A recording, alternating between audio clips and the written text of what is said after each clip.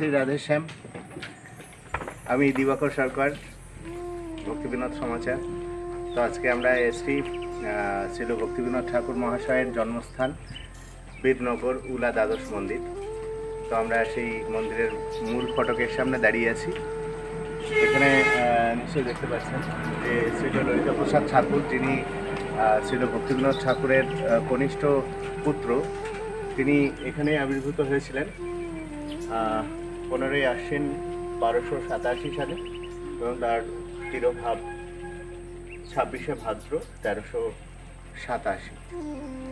তো আমরা আজকে এই ভক্তিবিনোদ ঠাকুরের যে জন্মস্থান, সেই জন্মস্থানের বৃত্তান্ত সম্বন্ধে যেমন অবগত হওয়ার চেষ্টা করব, তেমনি তার যে এখানে তিনি যেভাবে থাকতেন। দেখুন, এটা হচ্ছে মূল ফটক মন্দিরের। তো আমরা একটু করে মূল ফটকের ভেতরে প্রবেশ করব এবং শ্রীল ভক্তিবিনোদ ঠাকুর মহাশয়ের এবং শ্রীল ললিতাপ্রসাদ ঠাকুর মহাশয়ের যে জন্মস্থান এবং তাদের লীলাক্ষেত্র, সেগুলো আমরা দর্শন করব। জয় জয় শ্রী রাধেশ্যাম। ভক্তিবিনোদ ঠাকুরের দেখাও চাইছিল ভক্তিবিনোদ ঠাকুরের সেই জন্মস্থানের বিরাট প্রাঙ্গণ, যেখানে আমরা এখানে এগিয়ে এলে আমরা দেখতে পাবো যে সেই দ্বাদশ মন্দির, দ্বাদশ শিব মন্দির, যেখানে ভক্তিবিনোদ ঠাকুরের এটা আসলে মাতৃআলয়, মামার বাড়ি। তো এনারা শিব ভক্ত ছিলেন, ভগবান শিবশম্ভুর ভক্ত ছিলেন। তো এখানে দ্বাদশটি শিব মন্দির অবস্থান করছেন। এই হচ্ছে মন্দিরের, এদিকে এলে আপনারা দেখতে পাবেন, এই হচ্ছে মন্দিরের মূল স্তম্ভ এবং মূল মন্দিরটি এখানে বিরাজমান, যেখানে রাধা মাধব বিরাজ করছেন এবং গৌর নিতাই, গৌর গদাধর শ্রী বিগ্রহ যেখানে নিত্য পূজিত হয়। এবং আমাদের পরম শ্রদ্ধেয় কাকাগুরু ছিল হরিগোপাল দাস বাবাজি মহারাজ, তিনি এই সেবা নিত্য চালিয়ে যাচ্ছেন। এখানে আমরা দেখতে পাচ্ছি যে তিনি এক বিশাল উদ্যান তিনি রচনা করে রেখেছেন এবং বৃক্ষে বৃক্ষে ফুলে ফলে একদম সুশোভিত, যাকে বলে সেই সুশোভিত উদ্যান এখানে বিরাজিত। সেই কাকুগুরু তার অশেষ প্রচেষ্টা, নিরলস প্রচেষ্টার দ্বারা এটা সম্ভব হয়েছে। চলুন আমরা একটু এগিয়ে যাব। পরস্পর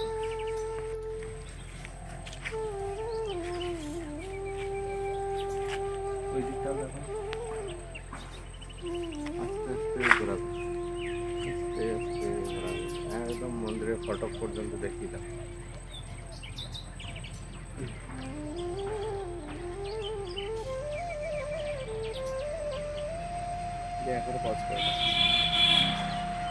যেটা দর্শন করব সেটা হচ্ছে শ্রীল ভক্তিবিনোদ ঠাকুরের জন্মস্থান এবং শ্রীল ললিতাপ্রসাদ ঠাকুর মহাশয়ের তিরোভাব বা অন্ত্যেষ্টি স্থান। সেই স্থান দুইটি আমরা প্রথমে দর্শন করব। আছে রাধাকুণ্ড এবং এক সুবিশাল ললিতাপ্রসাদ ঠাকুর তিনি লাগিয়ে রেখে গেছিলেন একটা বিরাট বৃক্ষ। সেই বৃক্ষের নিচে তিনি উপবেশন করতেন। মূল ফটক থেকে সোজা চলে এসে আমরা এই গেটটা খুলবো এবং এখান থেকে আমরা জন্মস্থানের দিকে রওনা হব।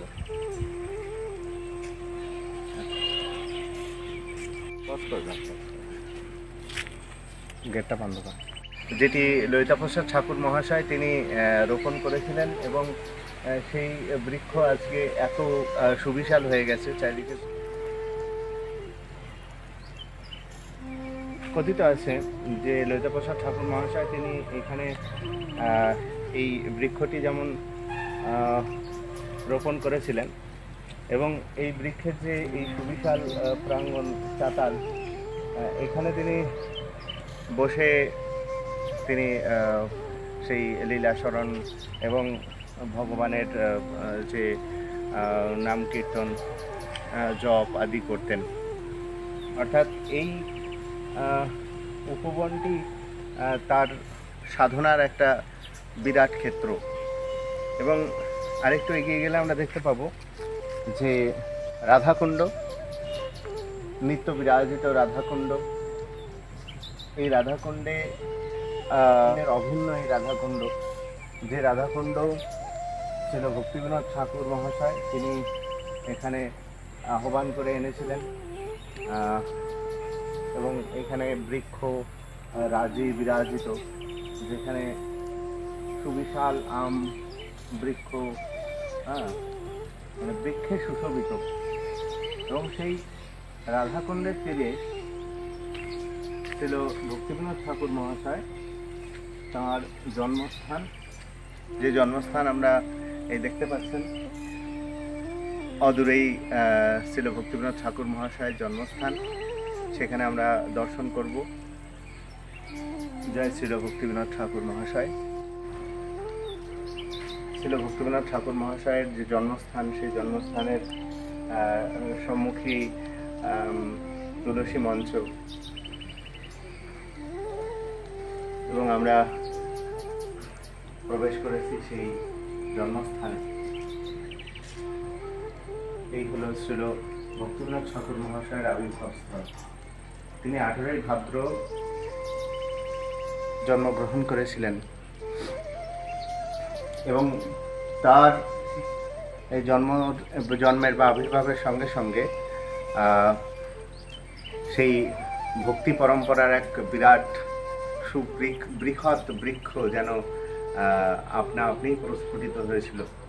এবং তিনি এই যে ভক্তি এবং শরণাগতির যে বিশেষ ধারা, সেই ধারা তিনি প্রবর্তন করেছিলেন এবং সমগ্র ভক্তি জগৎ এবং ভক্তমণ্ডলীর কাছে যেটা একটা বিশেষ প্রাপ্তি।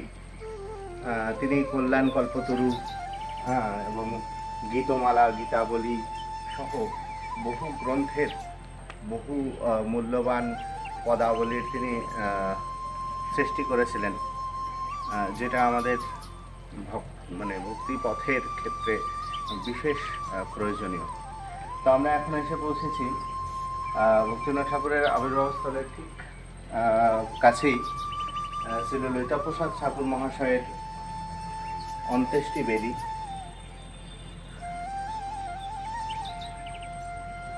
শ্রী ললিতাপ্রসাদ ঠাকুর মহাশয় তিনি ছিলেন ভক্তিবিনোদ ঠাকুরের একান্ত অনুগত কনিষ্ঠ পুত্র, যে পুত্রের হাত ধরে তিনি এই ললিতাপ্রসাদ ঠাকুর মহাশয় তিনিও কিন্তু ভক্তি জগতের এক মূল স্তম্ভ। তো তার যে ভজন কৌশল, ভজন পদ্ধতি, সেটি ছিল অত্যন্ত উন্নত। তাই তার এই যে অন্ত্যেষ্টি স্থল, সেটা আমাদের কাছে অত্যন্ত গুরুত্বপূর্ণ। জয় জয় শ্রী রাধে। আমরা এবার মূল মন্দিরে প্রবেশ করব। এই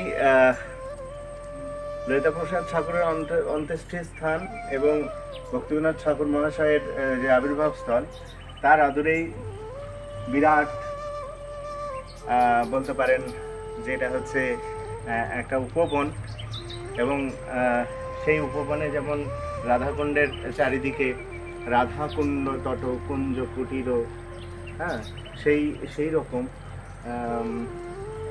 বৃক্ষলতা শোভিত এবং বিবিধ পুষ্প এবং বিবিধ পক্ষী, আপনারা নিশ্চয়ই আওয়াজ শুনতে পাচ্ছেন। সেই প্রাকৃত এবং অপ্রাকৃত সেই স্থান। আমরা আমাদের চোখে সেটা প্রাকৃত দেখি, কিন্তু রাধাকুণ্ডই সেই অপ্রাকৃত রাধাকুণ্ডের চারিদিকে বৃক্ষলতা শোভিত, অত্যন্ত সুশোভিত। এবং এই বৃক্ষলতা, রাজি, গুল্ম, তারা কিন্তু কেউ প্রাকৃত নয়, অপ্রাকৃত। সেই অপ্রাকৃত কুঞ্জ কুটির এবং অসংখ্য বৃক্ষ তরুলতা রাজি যারা ভজনশীল, তারা অবশ্যই সেই বৃক্ষরাজি, তরুলতা, বিবিধ কুসুম এবং পক্ষী আদি তাদের যে কূজন সেটা কিন্তু অবশ্যই শ্রবণ করতে পারেন। জয় জয় শ্রী রাধেশ্যাম। আমরা এখন এবার সত্যি সত্যি আমরা মূল মন্দিরের দিকে প্রবেশ করব।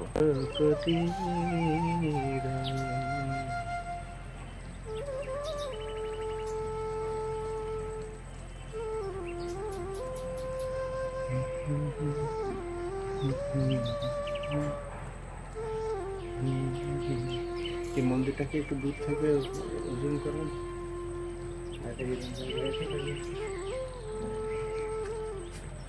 আচ্ছা, কাছে চলে যাও আস্তে আস্তে।